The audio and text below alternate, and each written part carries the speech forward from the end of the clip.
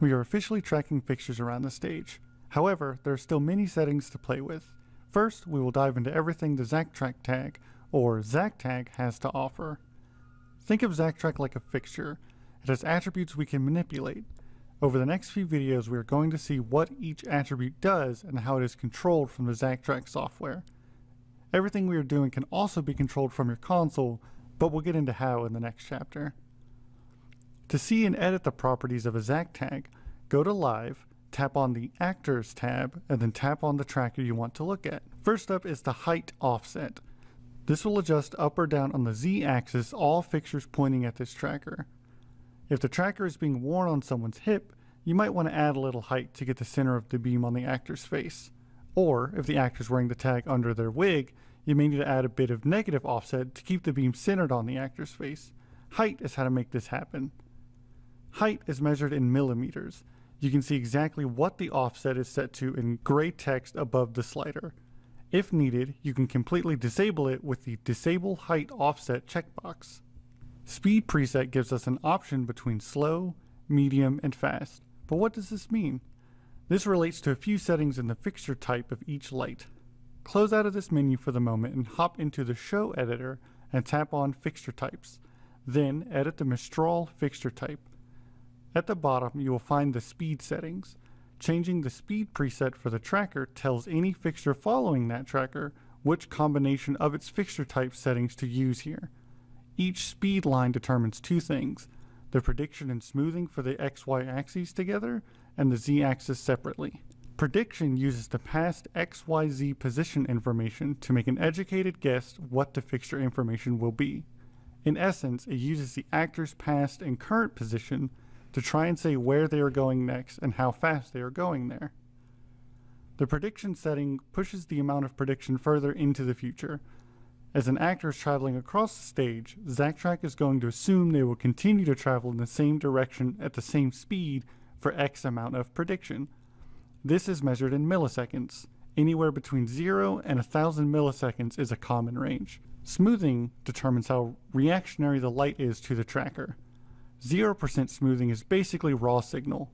Every minute movement of the tracker will be followed by the light. This can cause some jerky or unwanted erratic tracking behavior depending on the movement of the actor. To prevent this, we can increase the smoothing. Higher smoothing percentages can add some latency, so you want to find the sweet spot for your fixtures. 10% is a great base number for smoothing. Anywhere between there and 100% is common. Let's go back to the Live tab and tap on a tracker again. The next zacTag feature is called Smart Beam. This automatically calculates the zoom and iris channels of the fixture to keep a constant beam diameter as the actor moves across the stage. Smart Beam is also measured in millimeters. It is as simple as setting the size you desire. Note that this feature is calculating based off the physical zoom and iris ranges in the fixture types. Make sure they are set correctly according to your fixture to get the best results. Freeze is a popular setting to use. In essence, it takes the bounce out of the tracking.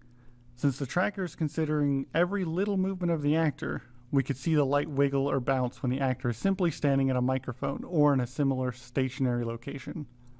Increasing the freeze value will alleviate this. The lights will be slower to react to every little movement. It is essentially adding a ton of smoothing to the movement. This is a feature to use when the actor is moving slowly or standing in one place. If an actor needs to quickly move around the stage, then this setting is better left at 0. Also, pushing freeze all the way to 100 will cause tracking to cease entirely. The actor could walk out of the light completely without the light following them. Taking the freeze back below 100 will cause the light to go back to following the actor. Tags also have 4 modes: active, inactive, 2D tracking, and 3D tracking. Active and inactive determine which tags can be used for tracking. Tags automatically become inactive when they are put back on the cradle. However, during a show your actor is wearing the tags, so we need another way to set them to inactive.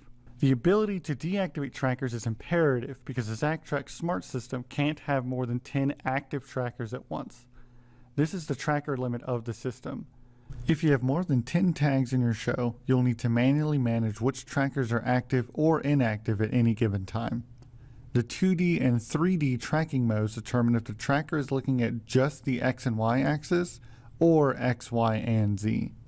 2D tracking is great if your stage is all on one level. This takes the Z out of the equation and makes your tracking even smoother. I love using this mode when I don't have to worry about actors walking up and down on different levels like stairs or platforms. In this mode, you would probably want to add some height offset because this mode is treating the tracker like it's sitting on the floor. If the actors are changing levels, then 3D tracking is the way to go. This will track on the X, Y, and Z axes all at once, so you don't have to worry about the offset. These are all the settings to keep the tracking running smoothly on the zacTag side of things. There are even more settings on the zacfixture side. We'll look at those in the next video.